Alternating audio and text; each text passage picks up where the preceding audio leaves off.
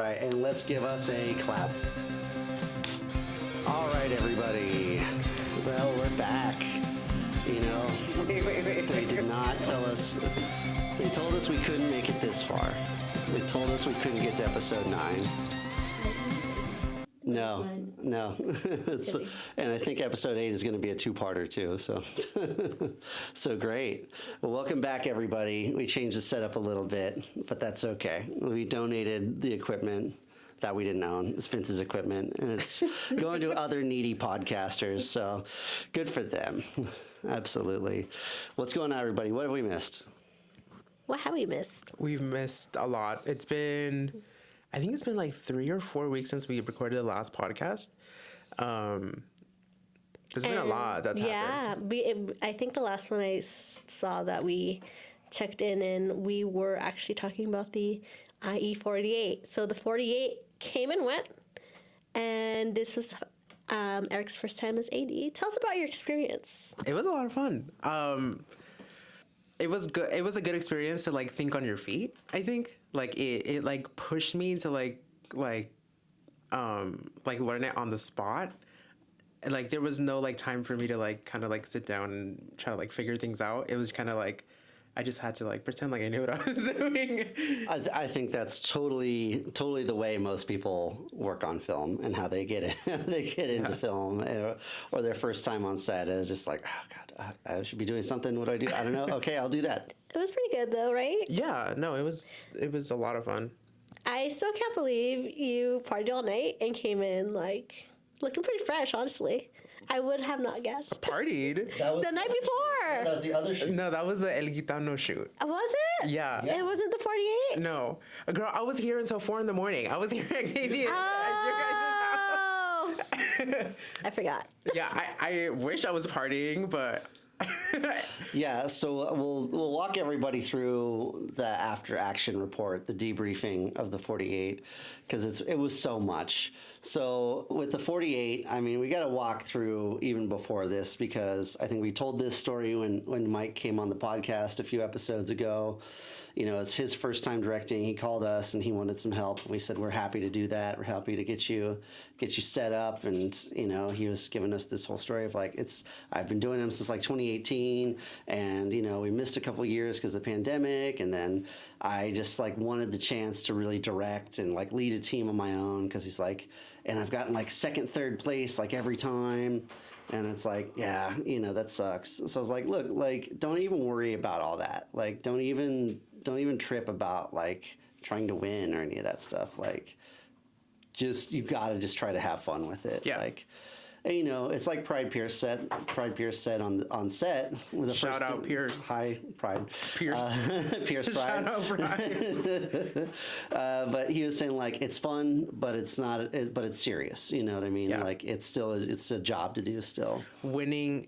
Wait. What is it? Winning isn't everything, but wanting to is. Sure is. And I mean, if anybody knows me, they know that I'm super competitive. So, yeah. Are you? Yeah, absolutely. Well, at least according to Cindy, I'm super competitive. Really competitive. Yeah. So, anyways, that's the attitude I come into the 48 with. Anyway. So I will do anything it takes to win. But no, it's okay. Have fun. Yeah, just have fun. It's okay. Like, don't take it so serious. So. When we wrote the 48, when we wrote the premiere, yeah. And Kevin was, you know, during the Q&A, he had asked all of the filmmakers, what is one piece of advice you would give to somebody doing the 48 for next year?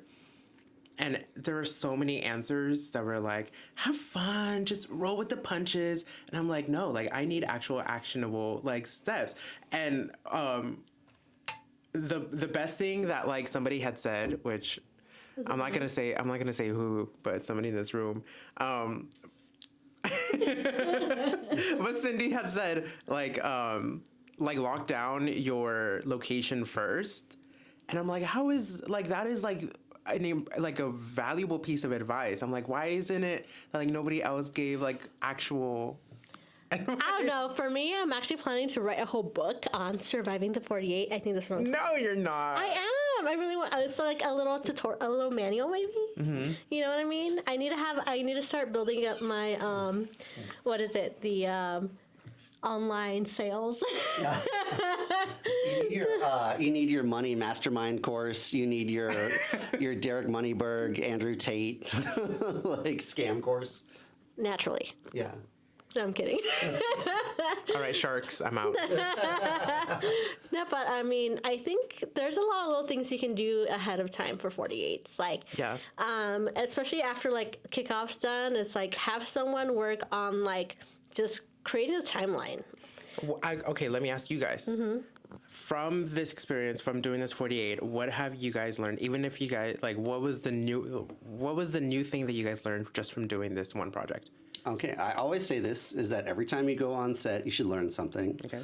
So for me, what I learned, especially because this is my first time really producing, like obviously Cindy was there to safety net it for me, but you know, we both, I think that's what strengthened is that having two people produce was really helpful. But it's also that like, you have to handpick your personnel. That's what I think. It's 100% true, and I think I have learned this before too. But I think I'm a really nice producer. I really am, you guys. I promise. But so I always try Play to the be tiny like, violin. Paul says. despite we're not naming anyone, despite what the word of the street is, I'm real nice. No, But you're not sweet. yeah. So, you know, I do try to respect the director's wishes as far as like who they want to work with them. Okay. But it's one of those things that I've learned a few times already, which I have to really implement. It's just like, okay, cool, but let me see what they've done. Let me see more. Like I need more. And like, why are you having this person involved? You know what I mean? Yeah. And like, if it's just like, oh well, they're my cousin, or like they're this. It's like no. So yeah, that's a big one. Okay. Yeah. I think me going into this, I didn't know what I didn't know. But one thing that I noticed, like, day of, where I was like, I should have done this the night before, was create a shot list as an AD. Like, that would have been, like, an invaluable piece of information to know. Well, to technically, have for, like, as an AD, it's not your responsibility to do And the whose shot is list. it? It's Then who dropped the ball? The director. Director and DP. Oh, shit. The director and DP. But you know what? This is our bad as producers. We should have had them huddle like an hour before everybody got there and just work on the shot list. Yeah. Because if you had a shot list and be like, okay, we got this done, what's next? Yeah. You know what I mean? think that was the one thing that we were missing on set was, Yeah. like, the clear, concise knowledge of, like, where we were in the script. It's 48s are always so tough to have a shot list for. You know what I mean? Too, the thing about shot lists is that you don't always have to stick exactly to them. You know what I Right. mean? Like, but you should have them so you can have a skeleton of how the day is going to go. Because everything is based around shots. Everything you're doing is based around camera setup, light setup. Like, you know what I mean? The actors got to have already done their homework, basically. They should already be prepared by the time they get there. Everybody else should already know what they're doing, but when it comes to like shot listing, like you should just have a general idea, like let's tackle this scene, that scene in this order. Because that was the thing too, is we had the idea of like, let's shoot all the dialogue stuff first. Let's let the actors do what they want to do first. Like let them get that out. So not just waiting all day. And they're just like, you know, we were informed like, no, we're going to shoot all the action montage type stuff first. And it's like, I'm not the director. That's fine. It's your movie, you know? Yeah. But yeah, the other thing too is like we just had so much going on the week of the 48, where it's like we had to travel to the Casa Nojo Studios thing a couple days before in North Hollywood and check that out, which was cool. Shout out to Casa Nojo Studios and Chicano Hollywood, Johnny, and all the other people we know there. But then we also had to go to the LEAD Summit on the day of the kickoff. Yeah. So there was like 100 things to do on Friday, like before we got to the kickoff. Get to the kickoff, that's like, you know, it's not a big deal, like, but you're just kind of waiting for it to be over because like, all right, let me just get going, let me just start to work. Let's figure out what our genres are and all that other stuff. And then it's like, you know, I had to go home and deal with some stuff while you guys went to the writer's room that we had picked out. Yeah, shout out to the Arts Connection, by the way. Arts Connection, thank you guys very much. Alejandro, Ulises, everybody on the team, thank you for letting us use the studios, use the offices to write the script out. And we got done by about, well, let me stop there, but let's go back to, because I got there with you guys at like, what, 10:30 or something? Yeah. And you guys had been going for about 2 hours or so. And then I just I was like, all right, what do you got? And the writers give me the story, and I'm just like, we're not doing that. Yeah, I that was the first time that I was in like the writer's room when like shit was hitting the fan, or not shit hitting the fan, but like things were getting serious. I was just kind of like sipping on my coffee, just kind of like tagging along with Cindy because I was like doing all of my like AD stuff, like the call sheet. And then Cindy walks in with a freaking iron fist, and she was like, "No, I hate this. Change that." Did I do that? No, you didn't. Okay. I was like, wow, I had no idea. No, but you did have like a very like meaning business type of like vibe. Yeah, that I think Did I scare you? you did scare Some me. people say, I've heard of that from people. They're like, oh, like when I first met you, you came in like hot. I like come in like, no, I don't fuck around. Yeah. No, but I think that first teardown of Cindy coming in and like just trying to like set the writers straight or like on a good direction helped out with Casey coming in with not so hot of a mess, you know, later on, like I think like 2 hours after. Well, how was it before I got there? Because I know you had to right the ship a little bit, and I know you're trying to keep them on track because it's like when writers start writing into it's like the writers' room had like what, Mike, Adam, Pablo, and then Amanda and Tabby. So that's what, 5 people.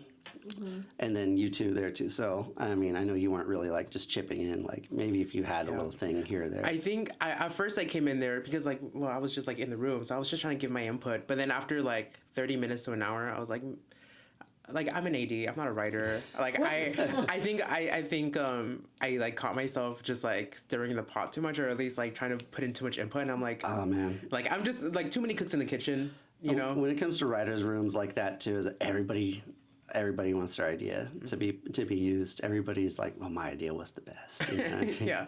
It's at least what I think when I'm chipping in ideas.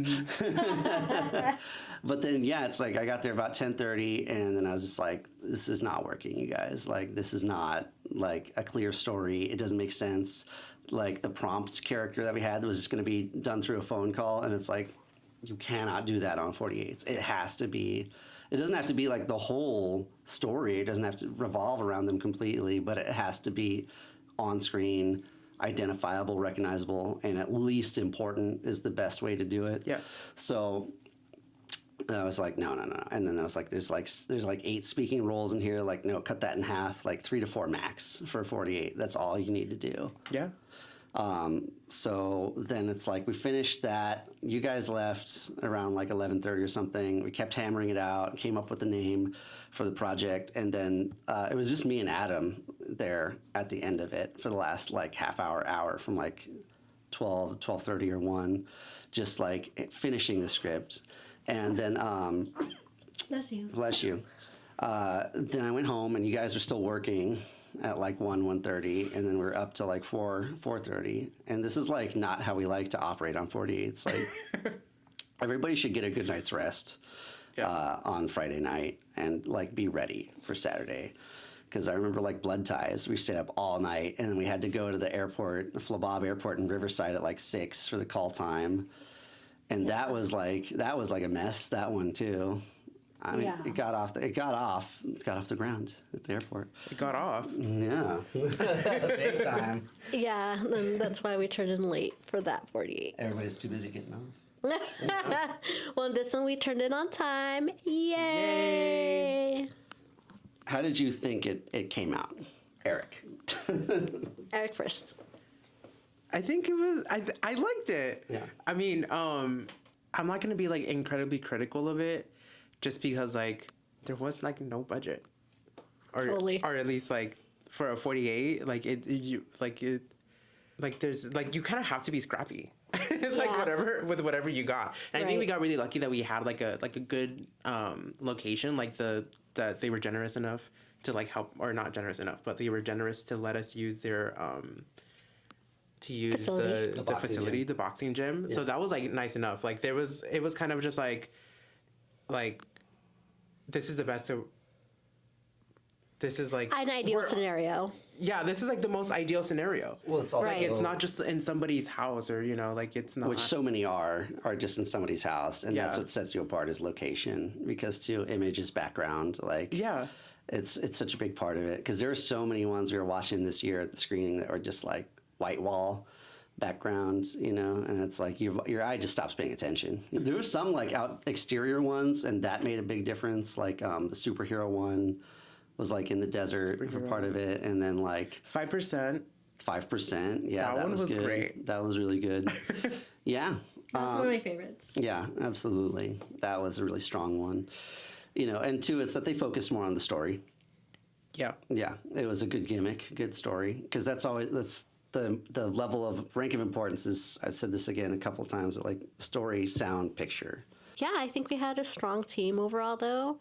We had a lot of new people working together, so that's definitely a challenge on its own. It's just like, getting so many new people to actually get it done. You know what I mean? When you don't kind of know each other, and you're like, I don't want to overstep, or I don't want to do this, da da da da da. But at the same time, it's just like, it's like we all got to get it done. So, and I mean, there was no major blow-ups. No, I don't think so. Nobody fought. Nobody like squared up or anything like that. I don't think we had like the typical experience of a 48 where like everything just like goes wrong. No, I think that was pretty nice. Like we had some hiccups and some hurdles and stuff like that, but it's fine. And it's always like the first shot always takes forever to get off the ground too, and then. Yeah, there was just like technical stuff bothering us too, and then I think there was just like a communication about the equipment that should have been had too. That's always like the other thing is like trust but verify. Like if somebody is coming on set and you're sure of what they're doing, you still have to pull them aside. Like, okay, remember we've got this, that. If you want to use this, use that. Or it's like, what's the plan today? That's always important too. And is that like a producer job, or is it like an AD thing that I should take note of? That one could blur the lines between the two of them. Okay. Too, if like, especially if you get delegated to do it, like if the producer's gonna be like, I don't have time, could you handle this for me? It would go to the AD probably. Okay. Yeah. So, and then I think we got to highlight how many first timers we had overall in different ways, lots of different ways. So, I'm trying to remember Keith's friend John. John was a first-time grip, first-time that. Miguel Nahara, Miguel for real estate, Mr. Harley, his first-time PAing. He was super helpful, did a great job, because somebody's always got to run off set and get stuff. Like, we needed the scientist outfit from Spirit Halloween. We needed the Chinese food from Panda Express for the props, like... stuff that we just needed to have. And then Joe, too, first time. Joe Matthews, Trailer King EWF. Kiara, too, right? Kiara, that's two first-time actors in lead roles, super important roles. And it's like Kiara stepped up the day of. Yeah. Because it's like our supporting actress, lead actress was like just no call, no show, basically. I guess that's the worst thing that happened, right? That was and we just were like, all right, Kiara, you're up, go. It was a pretty... Yeah, thank God we had like an easy solution. Because and she just said yes and just went for it. And it's like, that's great, And then, obviously Mike's first time directing.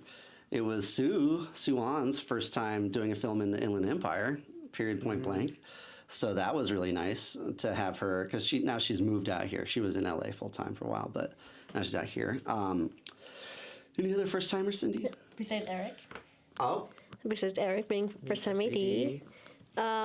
Tabby, Amanda? Tabby was her first time being on set at all, I believe. Yeah. So that was fun. She was really great at actually coordinating with the costuming and all that stuff. Yeah. She was on it. But you know what? Anyone that's with Amanda, I'm just like, you got this, because we love Amanda. Amanda's one of those, like, you tell her to do something, it's done, like, no problem. So she's always one of my favorite people on set. That's her story too, of like she got invited on set once. It was like, you're gonna be script supervisor. She's like, okay, I'll figure out what that is. So she just dove into it and figured out, okay, I need a stopwatch, I need a clipboard, I need a monitor. There we go, boom. So that's the thing is like, yeah. So like your AD experience, that was what her script supervisor experience was like, and she's been the best one that we've ever worked with. So go ahead. Real quick, a story with Amanda. She'll be like, oh, it's like, be like, wait, those aren't the right earrings. She was wearing different earrings last time. It's like, dang, like who would have caught that? You know what I mean? Yeah. Or it's just like, oh, the hair was pushed back like a little bit differently. Yeah. But it's such a good skill to have. I don't know if you guys noticed, but they handled, like Amanda and Tabby were very on Kiara about when she was wiping away the makeup on her face. Yeah. There was like continuity. There was entire discussions happening behind the camera while you guys were like doing your thing. It was literally just about like when she was technically wiping away the makeup. And I was like, damn, these girls are serious. Yeah, and it's serious because like you would hate would be like, oh, now her makeup's her little stripes back on and it wasn't. Like, didn't she just wipe that off? Yeah. You know, like it will throw some people off, or like we just don't want people to talk more shit than they have to. No. But anyway, I don't know what you mean. Nobody talks shit about us. The editing process went fairly smoothly for Max. Big shout out to Max because he stepped up in a big way as cam op and editor for the whole thing. First time editor too? No. No, Max has edited other projects before. a very interesting film score. I really liked. Okay, Yeah. I did love the intro. Yeah. The Van Halen kind of song. That one was dope. The yacht rock at the end was a loop, which was great though. A loop. It threw us in for a loop. It threw us in for a loop. Not a loop. Yeah, it wasn't a pre-recorded loop or a sample. No. So like at the premiere, when I was looking at all the other shorts, I was like, of course, the most obvious thing would be to just like look up on YouTube, like Free library music. Like non-royalty kind of music. Non-exclusive, copyright free. Yeah. And I was clocking it the entire time. I was like, oh, like I for sure have listened to this non-royalty type of music on YouTube for like years now. Yeah. And so like it got me thinking like, damn, like it's a like you got to be grateful that you have a score or somebody like Casey to be doing the entire like composition for like a short. It adds a good bit of polish. It sets you apart from the other ones because very few people have a musician with them or one that's able to do this kind of thing. Is because I did the whole score in like 5 hours, I think. Yeah.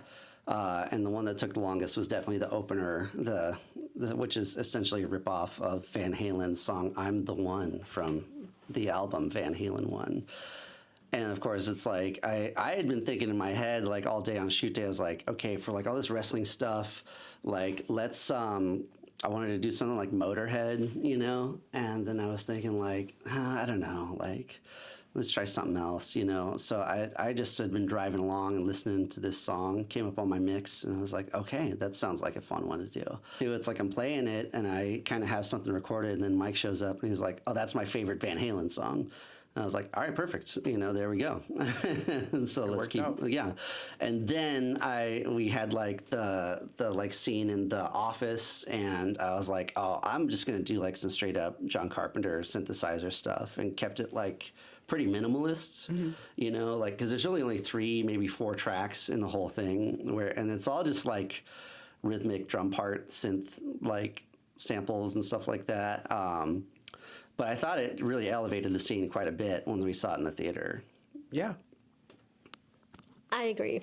Yes. Yes, I agree. Yeah. No, yeah, sound is so important, just audio in general, and Swan did an amazing job. I really feel like we could, it's one of those, what if, could have, should have, right?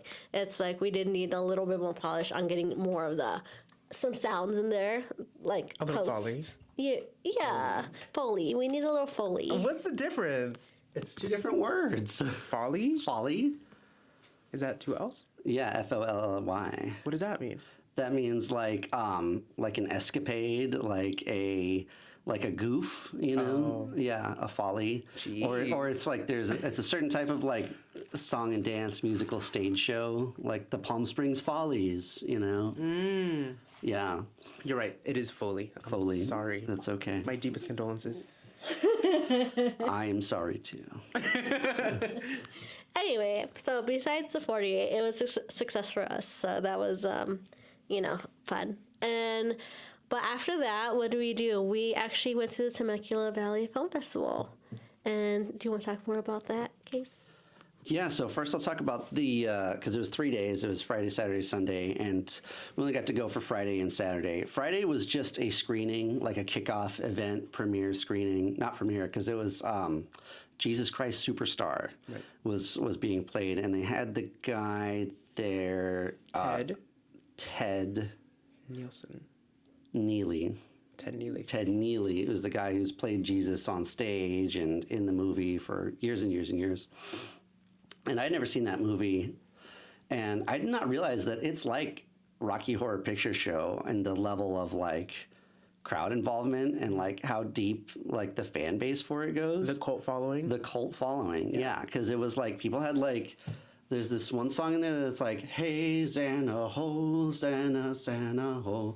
And I was like, okay. And people are like waving like handkerchiefs in the air in time to it and all that stuff. And then there's like one song where people are like doing like the clapping parts and stuff. Like, and I was like, oh, geez, I didn't even realize it's like Grease or Rocky Horror Picture Show, like that level of crowd involvement kind of thing. It was great. No, the movie's great. I didn't meet Ted Neely. I didn't want to stick around for the whole screening thing because that drive to Temecula sucks. Like, yeah, it's not fun. It's not fun. The people that drive on that freeway, on either one of the freeways, are just like crazy. Yeah. And then we went on Saturday. That was our big day, our big involvement day. Saturday, right? And I mean, we showed up around noon, I think, right? When you have a film festival that's in a theater, like, I think the more stuff you have inside the theater that's related to your festival, the more people feel like, oh, there's something going on here. This is more of an event, you know? Because we've been to a few where it's just like, it's in the theater and there's just like, okay, go see your movie. And you just go see it and then you leave, So, but what else? What did you think, Cindy? It was a lot of fun. I did catch a few movies, and they were like, whoever curated the screening, great job. I think it was a lot of fun. Like, you definitely saw like a lot of the polish on the films, so that was really, really nice to see. Is there one that stood out to you? Or you, Eric? Yeah, go first, Eric. I loved Filmosexuals. It had such like a really like beautiful like storyline. Which one was that? In the block that we both watched, right? No. Oh, it was in a different block. It's a different block. Okay. I went into one a little bit earlier, and I only went in to see Filmosexuals because gay, and What'd you call me? Jeez, be kind to the movie. So yeah, it's essentially like this, like the main character goes and has like a breakup, and so in an attempt to kind of like push it away, he's kind of just like pretending like it doesn't really affect him. So then he goes over to like his uncle's, gay uncle, to his home to like have like a dinner with like his like uncle and a couple of friends, and they're just kind of having like a dinner talking about like the dynamics of like gay relationships, of just kind of like of like the whole like open relationship culture that happens in like gay communities. And yeah, it's a lot of like the main character kind of like rejecting that and being like, no, like it's okay to be monogamous, and it's just kind of having that conversation on the other side of like monogamy. Yeah, like seeing like both sides in favor of exactly in favor of monogamy. Radical take. Yeah, but it wasn't like so like it didn't feel like Puritan in any way. Sure. It felt like no, like this person just wants to be monogamous because they want to be monogamous. It's like it had like a really like nice like message, and whoever DP'd it was great. Like it looked great, and it was in LA, so like they had money behind that shit. Yes, they did. The one I saw that was really good was the one with Ginger Minge. Ginger Minge. Yeah, so was that one? I don't remember what it's called. Oh my god. Stand Behavior. Stand Behavior. That one was really funny. That was like, the director was just like, yeah, I just let Ginger just ad-lib most of the stuff, and all the funniest moments are just Ginger ad-libbing. Yeah. Like, and so that one was about, for folks at home, about there's Ginger Midge plays drag queen and doing like a regular old bar gig kind of thing, and it's like, I got us like $30 and 2 drink tickets, and it's like, we need to unionize. We need a drag union. And Heidi in Closet is in there too. Heidi in Closet is there, yeah. And it was like, okay, so she goes to see a lawyer, and I was like, yeah, I want to set up this, I want a workers' rights thing for drag queens, and then it's like, no,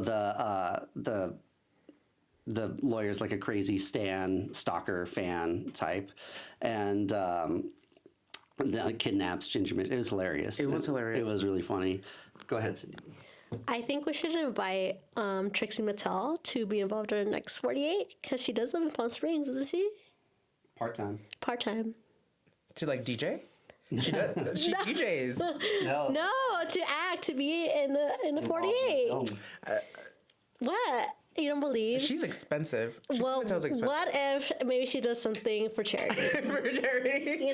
Pro bono. Who's Pro an bono. affordable drag queen? I know. Who's the Mario Lopez of drag? Naisha Lopez. Okay, there. Okay, there you go. Elimination Lopez. Elimination. Let's get RuPaul. RuPaul's Yeah. I don't think she's doing anything these days. I don't think she's busy enough. Yeah. Or Michelle Visage. Yeah. Let's just get Michelle. Well, it's okay. So it's funny that you're bringing all this up, because that was kind of like the joke in Stand Behavior, of like the way that like straight people try to be in on the whole like either drag queen culture, or like the community, or just like trying to like fit in. Yeah. And it just like doesn't translate well. That was the funniest stuff, is definitely just like the trying to be part of the scene, trying to be part of the club, and it's like, you can't, you're not. Like, yeah, you're forcing it. It was funny. It was great. Well, I think it's one of those things, right? It's just it just, drag in general, it just got so corporate, right? It just got so mainstream. It got mainstream, so like it's like household names and stuff like that. Corporate drag. What Jasmine Masters once said, yeah, RuPaul done fucked up drag. Ouch. Oh, that's a hot take. Oh wait, did she say RuPaul or Drag Race? Drag Race done fucked up drag, something like that. But yeah, it's because it was definitely just an underground thing, and now it's just like everybody knows a drag queen. So is Drag Race like responsible for like the library readings and stuff like that to like young kids? Library readings? Not like the library is open, but like reading is fundamental? Or? Yeah. No, like the whole culture war thing. I didn't know that was a thing. I didn't know those events like happened.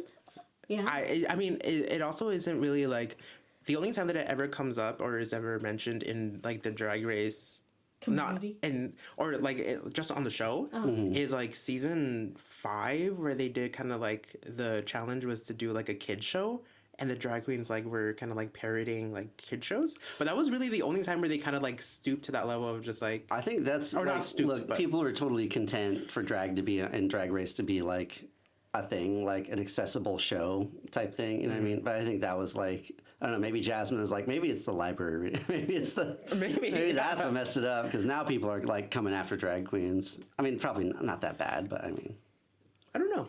We're not drag queens. The audience let's ask Trixie Mattel. Yeah. Next guest.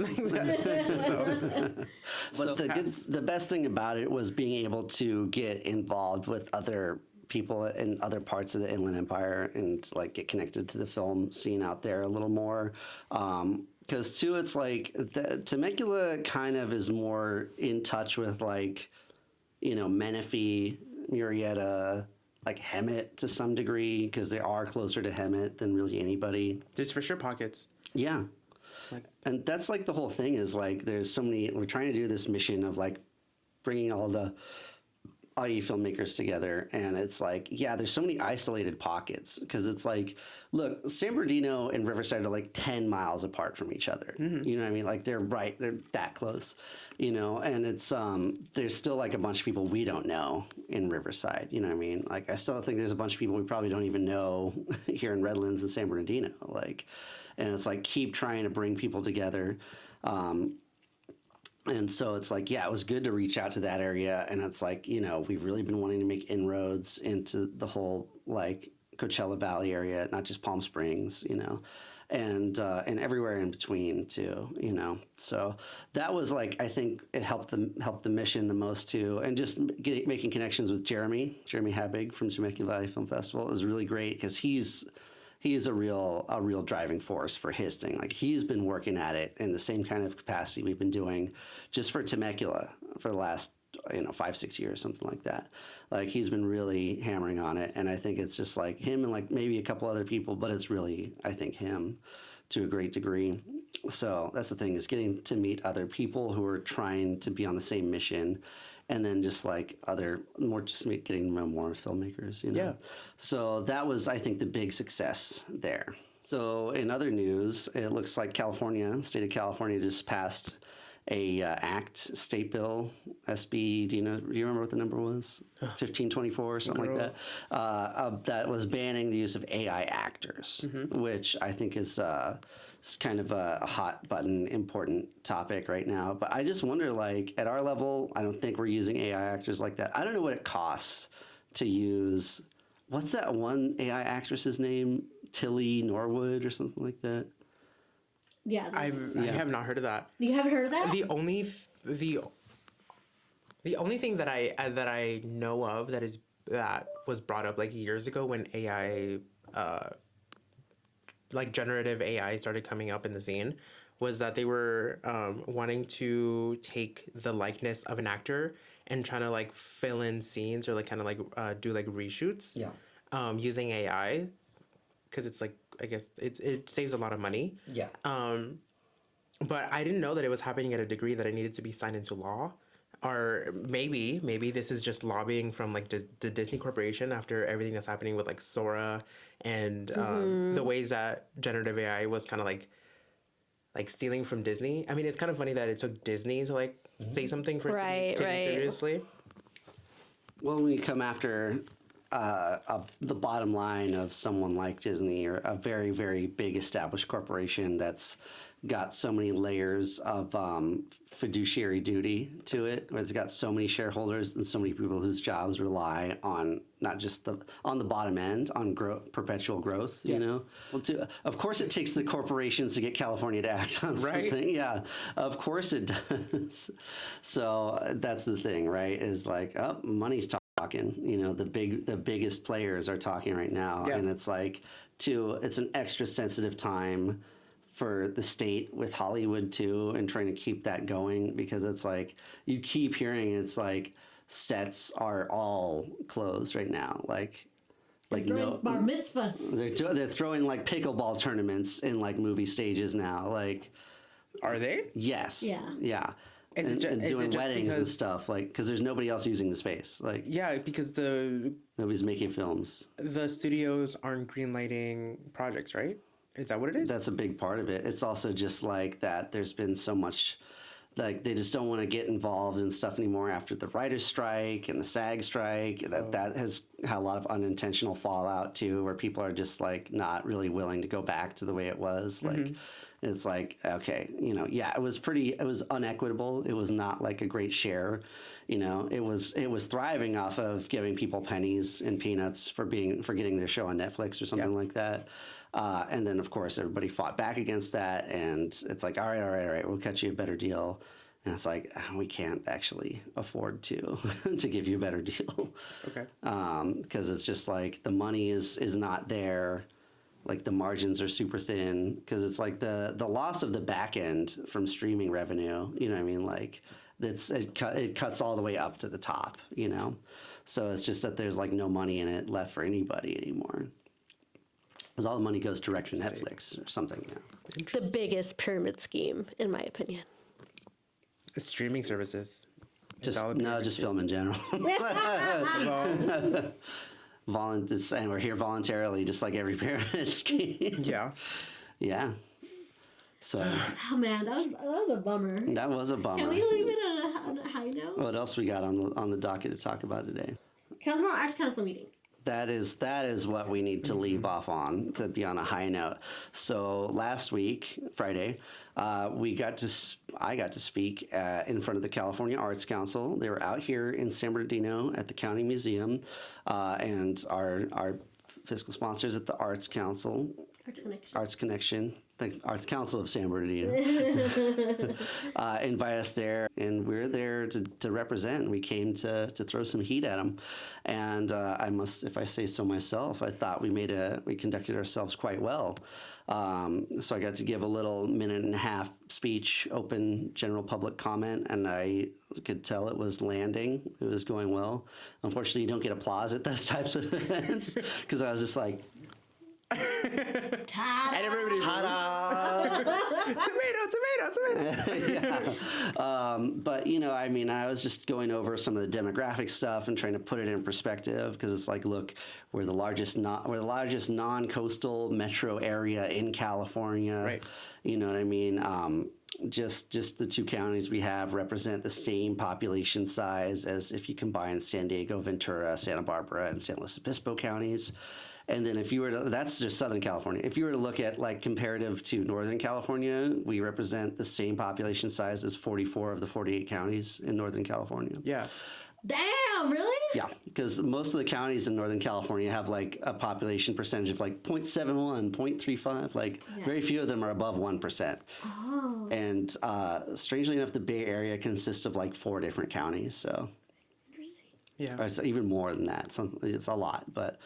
Yeah, all the population of Northern California is just in the Bay Area, basically. And not to call them out, but just being in that meeting, they had like the data analysis. Mm-hmm. She broke down the numbers by county. Yeah. For the amount of grants given out by the council. That's right. And like San Bernardino was like maybe like 10th place, and LA and I think Santa Barbara or San Diego, they were kind of like the first ones that got like the biggest chunk of the money. Well, it's definitely like, of course, the biggest counties. You know what I mean? It's definitely like LA County, yeah, like the biggest percent. San Francisco, which I forget which, but like Alameda County and San Mateo and stuff like that, like all the Bay Area stuff, Sonoma, whatever. Like, yeah, it's all top. That's all like the top. And then we're like, close to like 8th, 9th, 10th, Riverside, San Bernardino counties, you know what I mean? But yeah, which I mean, of course, is like, yeah, that makes sense. Like the more people lobbying for that kind of stuff, you know what I mean? Well, now we have a one Casey Ball lobbying for us. That's right. That's right. That's my new gig. That I knew that political science degree would pay off eventually. Even though I didn't want to work in politics. Even though I did not go to the intelligence community like I was supposed to. So. Well, thank God you did it.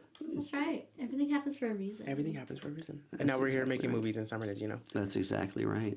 Definitely, it's just like the arts district recognition thing is going to be, that's what's going to kind of open up the gate to getting some more California state arts government grant funding stuff. Because, the other number they gave me that I used in the speech is that, like, okay, per capita in California, everybody gets $3 towards arts funding from the government.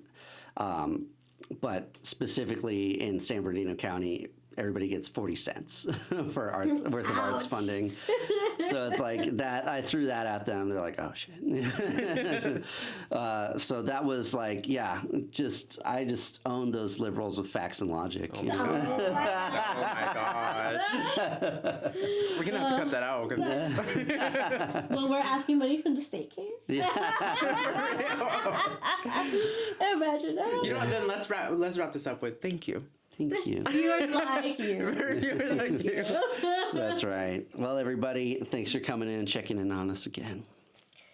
It was a lot of fun. And do we have any forecasts, by the way? Like any astrological forecasts, by the way, that you want to close off with? How's it looking? How's the month of like November looking? The month of November, the 21st, there could be around the 21st, 22nd, and 23rd. Vertex will be joining up with Jupiter, I believe.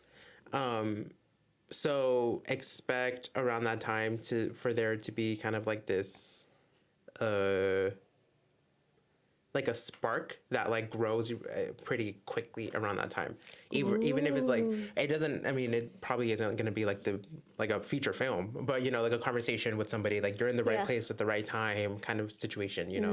When's that Nice. happening? November what? November 21st? I think the specific date is the 23rd, but you know, like depending on your chart, you could feel it like the 22nd, 21st. Is it Thanksgiving?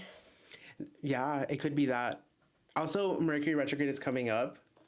So, you know, just look out for that miscommunication. Double check all your contracts.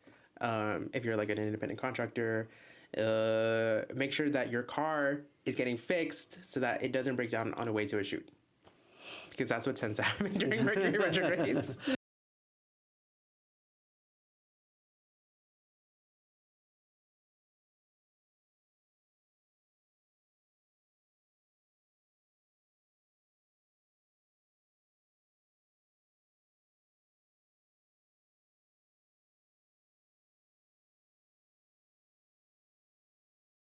Exciting, and then hopefully by the next time you hear from us, we'll have news about that.